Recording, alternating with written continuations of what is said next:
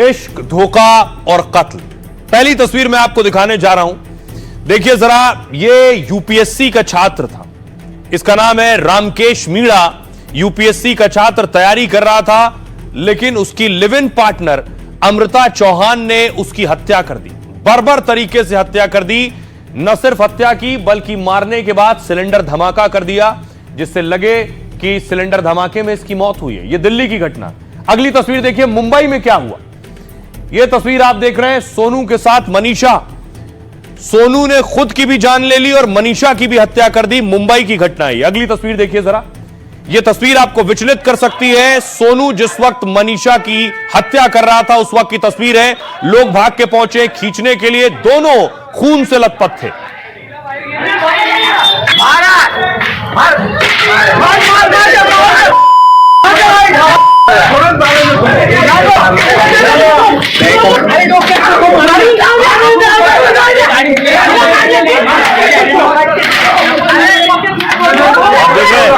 लड़का दहलीज पर पड़ा है। पहले लड़के ने लड़की को मारा, फिर खुद का भी गला रेत लिया।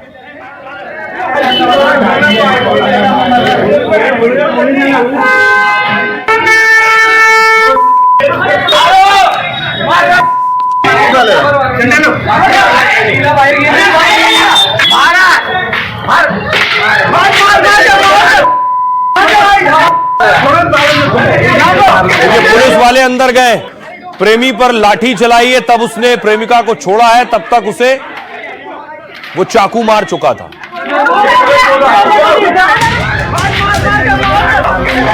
दिल्ली हो या मुंबई, प्यार में जानलेवा वार की दो दिल दहला देने वाली कहानियां हैं।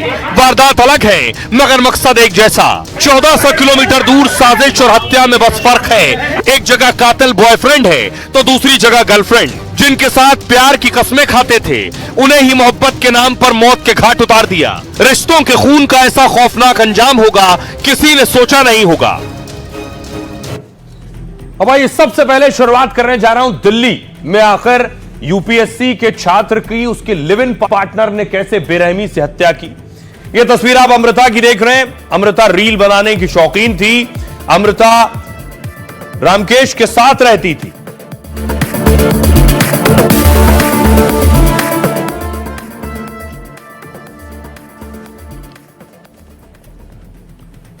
और हत्या के बाद पुलिस ने अमृता को गिरफ्तार कर लिया है। अमृता के साथ उसके एक्स बॉयफ्रेंड को भी पकड़ा है, जो इस हत्याकांड में शामिल था।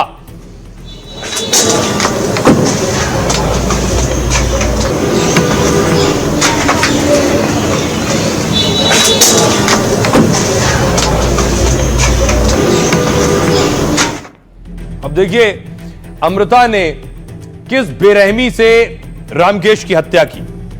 लव, लिव इन और धोखा वाले इस कांड में खौफनाक खुलासा हुआ है। पुलिस का दावा यह है कि लिव इन पार्टनर ने यूपीएससी स्टूडेंट का मर्डर किया है। इस मामले में पुलिस ने एक लड़की और 2 लड़कों को गिरफ्तार किया है। पुलिस के मुताबिक तीनों ने यूपीएससी छात्र के हत्याकांड को अंजाम दिया। हत्या की mastermind Amrita Chauhan forensic science में बीएससी कर रही, जबकि दिल्ली में रहकर रामकेश मीणा यूपीएससी की तैयारी कर रहा था। दावा है कि रामकेश के साथ अमृता मई 2025 में लिव इन में रह रही थी, लेकिन बाद में अमृता और रामकेश अलग हो गए। दावा है रामकेश के पास अमृता के अश्लील फोटो वीडियो थे। अमृता ने रामकेश से उन फोटो वीडियो को डिलीट करने को कहा। इसलिए फॉरेंसिक साइंस पढ़ने वाली अमृता ने हत्या का प्लान बनाया। शायद रामकेश ने उन्हें डिलीट नहीं किया, इसलिए हत्या का प्लान। वैज्ञानिक तरीके और क्राइम सीरियल देखकर पूरी रणनीति तैयार की गई। पुलिस ने बताया तीनों आरोपियों ने पहले मीणा की गला रेत कर हत्या की, फिर जलाने के लिए उसके शरीर पर तेल, घी और शराब डाल दी। तभी अमृता के एक्स बॉयफ्रेंड ने गैस सिलेंडर का वाल्व खोल दिया, जो घर पर रखा हुआ था। थोड़ी देर में धमाका हुआ और जलकर रामकेश की मौत हो गई। गैस सिलेंडर का वाल्व खोलने का मकसद यह था कि धमाके में मौत हो। गर्लफ्रेंड का मकसद था रामकेश की मौत दुनिया को लगे कि सिलेंडर धमाके से हुई।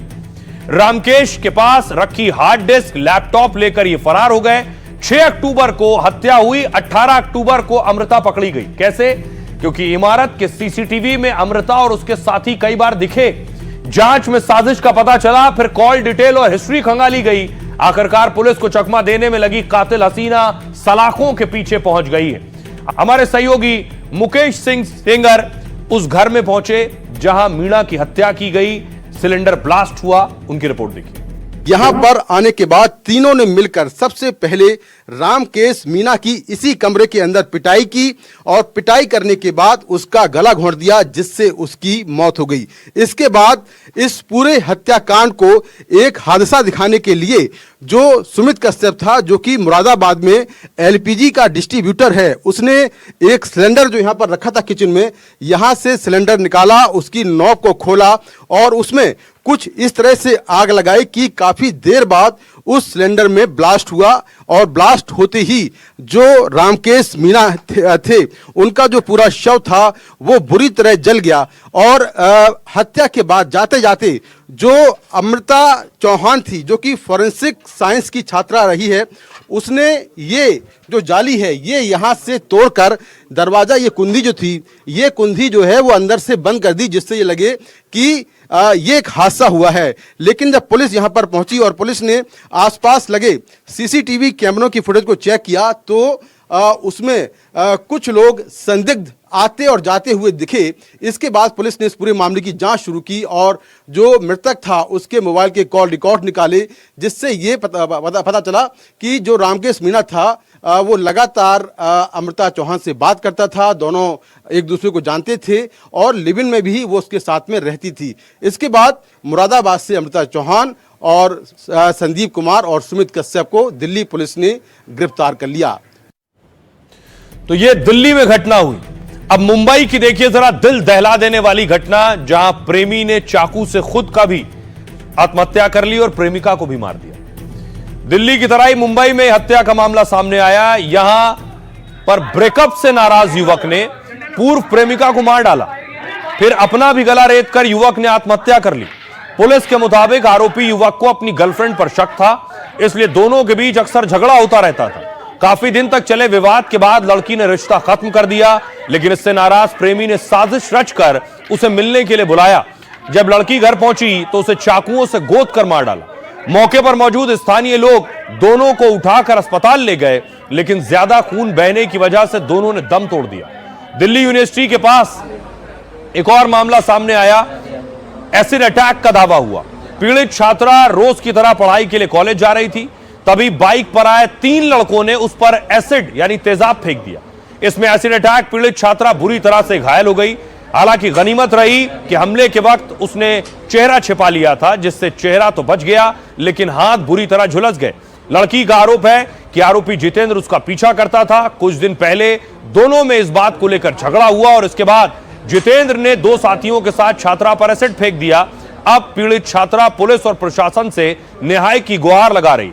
पुलिस और एफएसएल की टीम ने मौके पर पहुंचकर सबूत जुटाए और इस मामले में आरोपी जितेंद्र की पत्नी ने भी छात्रा के पिता पर रेप का केस दर्ज करा दिया है। फिलहाल पुलिस इस मामले की हर एंगल से जांच कर रही है।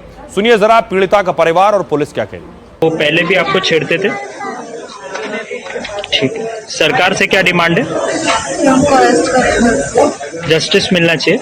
जैसा कि मेरी सिस्टर से मेरी बात हुई तो वो जानती थी तीनों को, एक को बहुत क्लोजली जानती थी क्योंकि वो हमारी आगे वाली गली में रहता है और बाकी 2 का आइडिया नहीं है।